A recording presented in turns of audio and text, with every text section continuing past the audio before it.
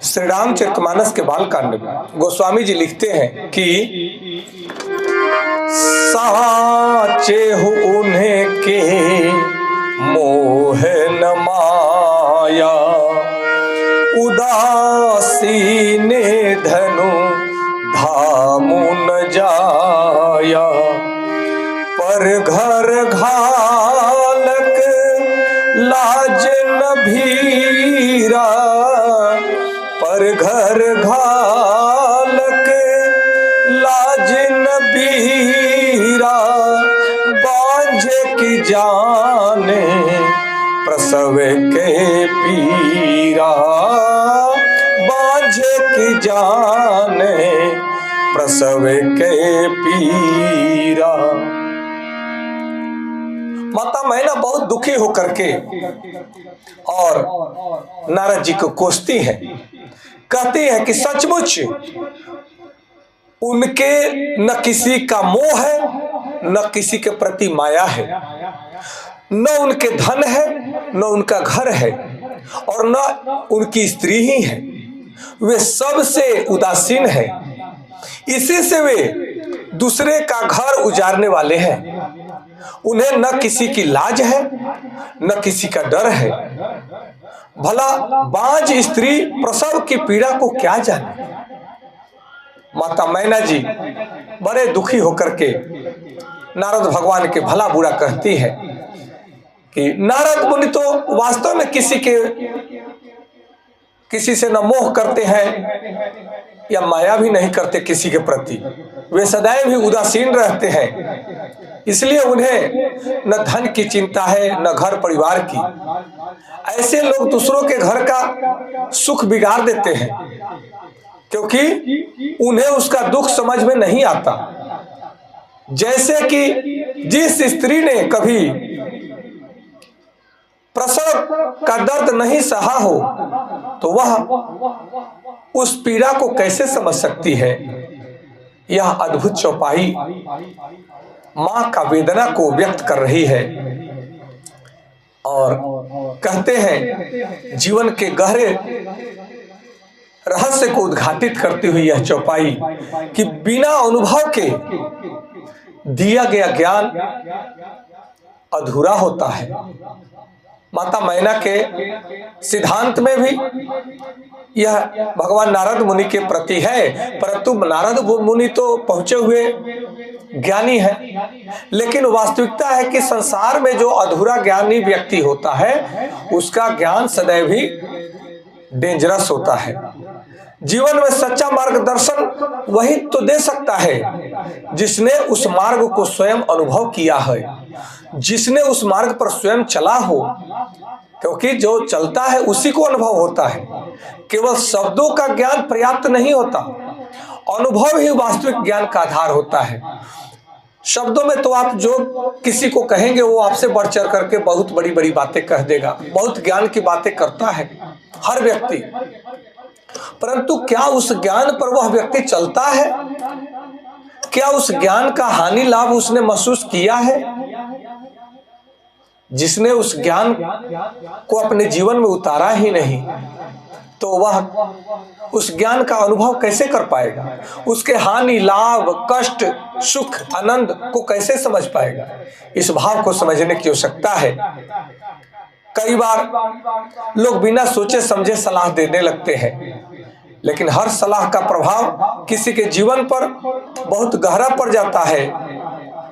इसलिए सनातन धर्म हमें सिखलाता है कि बोलने से पहले विचार करना अति बुद्धिमानी है। बुद्धिमान व्यक्ति विचार करके ही बोलते हैं, तभी उनके वाणी का प्रभाव होता है। उनके वो समझते हैं कि मेरे इस वाणी का, इस शब्द का उस व्यक्ति के हृदय पर, उसके मस्तिष्क में कैसा यह प्रभाव डालने वाला है। वे बड़े सोच समझ के बोलते हैं। यहीं पे कबीर साहब कहते हैं कि वाणी तो अनमोल है, जो कोई बोले जानी, हिये तराजू तोल के तब मुख बाहर आने। हृदय के तराजू पर उसको तोल करके तब अपने मुख से बाहर अपनी वाणी को निकालते हैं, वही बुद्धिमान होते हैं। इस बात को समझने की बात है।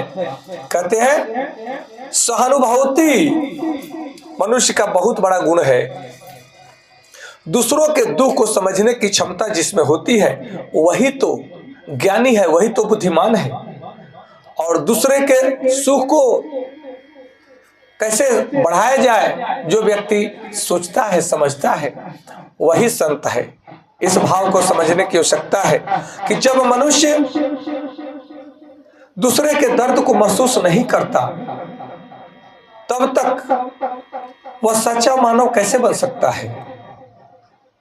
इसलिए जो व्यक्ति दूसरे के दुख दर्द को समझता है और उसका कल्याण के लिए कार्य करता है, उसके निवारण के लिए कार्य करता है, वही तो मनुष्य है, वही तो आदरणीय है, वही महान है। इसलिए यह चौपाई हमें 3 महान जीवन का सूत्र दे रही है जिसे हमें अपने जीवन में उतारना चाहिए कि अनुभव से ही सीखना होता है। बिना अनुभव किए आप अपने जीवन में कुछ सीख नहीं पाएंगे और बिना सीखे अपने जीवन को आप बदल नहीं पाएंगे। इस भाव को समझने की आवश्यकता है। दूसरा है कि दूसरों के जीवन का सदैव सम्मान करना चाहिए। दूसरों को कभी भी गलत सलाह नहीं देना चाहिए। जो सिद्धांत आप पर लागू होता है वही दूसरों पे अप्लाई करें, दूसरों को बताएं। जो आपको अच्छा न लगे वो दूसरों को भी न बताएं। तीसरा बात यह है कि सहानुभूति और संवेदनशीलता मनुष्य का सबसे बड़ा आभूषण है। इसलिए सहानुभूति और सहनशीलता के साथ में संवेदनशील बनना अति आवश्यक है। यही गुण मनुष्य को महान बनाता है, यह महान व्यक्तित्व का निर्माण करता है। इस बात को समझने की आवश्यकता है। माता मैना का यह क्रोध सामान्य मानवीय भावनाओं को दर्शाता है, परंतु आगे चल करके यही घटना भगवान शिव और माता पार्वती जी का दिव्य मिलन का उत्सव बनता है। और ईश्वर की योजना मनुष्य की समझ से हमेशा अलग होता है, जल्दी समझ में नहीं आता, परंतु वे तो ईश्वर महादेव हैं जो सबका कल्याण करने वाले हैं। वे सांसारिक स्वरूपों में विषय वस्तुओं में फंसने वाले नहीं हैं, वे दिखावे करने वाले नहीं हैं। और माता पार्वती जी भी इस भाव को समझती हैं, तभी वे विचलित नहीं होती हैं, क्योंकि उनका गुरु नारद जी ने जो कहा है वे अपने गुरु के वचन पे अडिग हैं। इसी तरह से हमें अपने जीवन में अगर परिवर्तन करना है तो अपने गुरु माता पिता के बातों को अपने जीवन में उतार करके और बिना डिगे उस रास्ते पर चलें। कठिनाइयां तो आएगी परंतु सफलता भी आपके चरण चूमेगी, यह निश्चित है। आज इतना ही। आप सबको कोटि कोटि नमन। हर हर महादेव। जय माता पार्वती जी। जय श्री राम। जय श्री राम।